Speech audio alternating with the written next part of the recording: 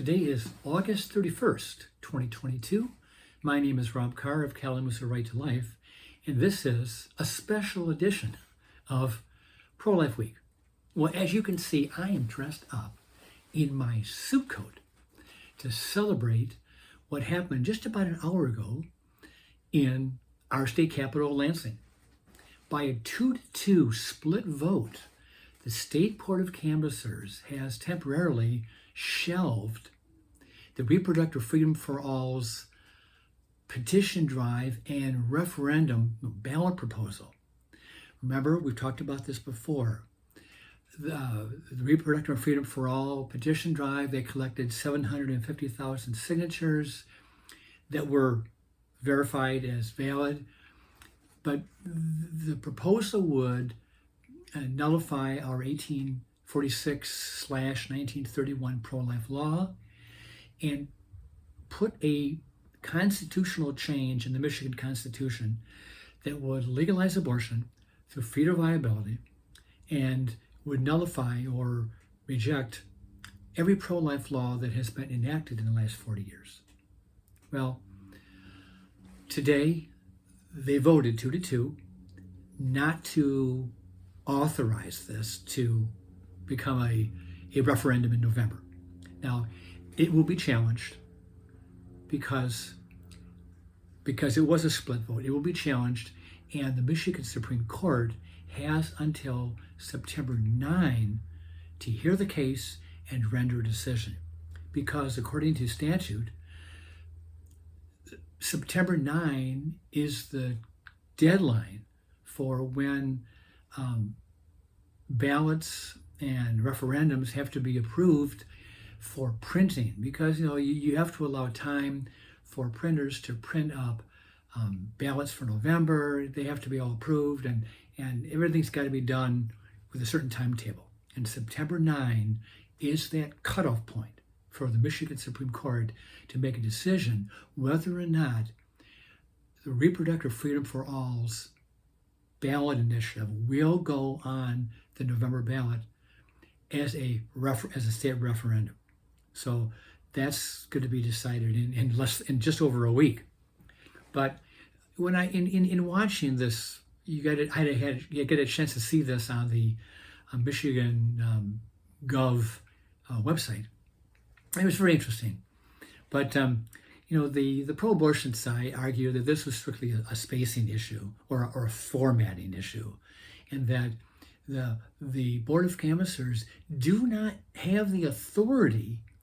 This attorney for Reproductive Freedom for All said that the Board of Canvassers does not have the authority to change or nullify a ballot initiative because of spacing, because the issue of spacing is not in their rules or regulations, only that it's got to have an 8-point font size, and that's about it.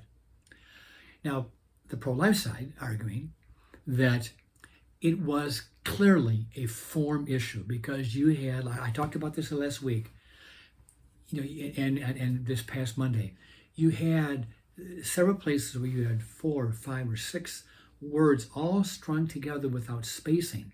So you'd have a long, long word that doesn't exist. I mean, words like that don't exist. You have to have the spaces to get the words separated, which doesn't exist in this on the petition drive, by the petition form.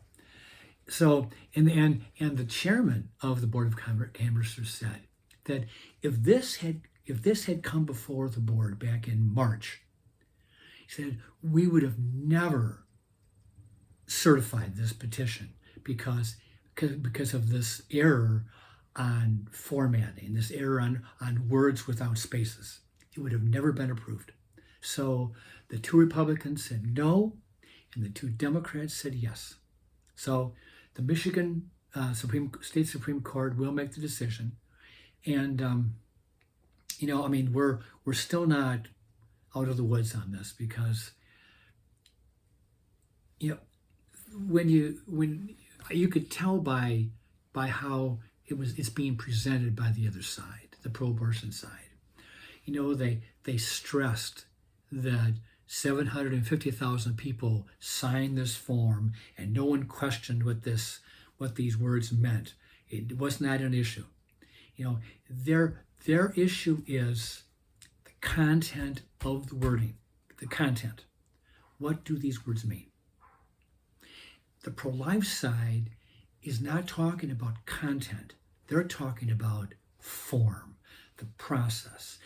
This is a legal document, and it doesn't make sense because you have illegible words, run-on sentences, words strung together without spaces. It's the form that makes this petition form invalid. And the two Republicans agreed, and the two Democrats did not. So we'll see how the Michigan Supreme Court decides, but it's going to come very, very soon, very, very soon.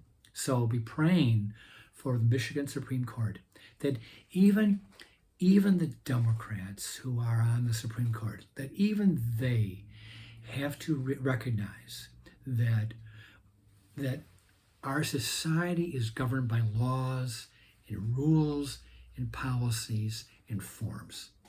And we can't just run willy-nilly and just approve things because of what we want or what we like or what we think.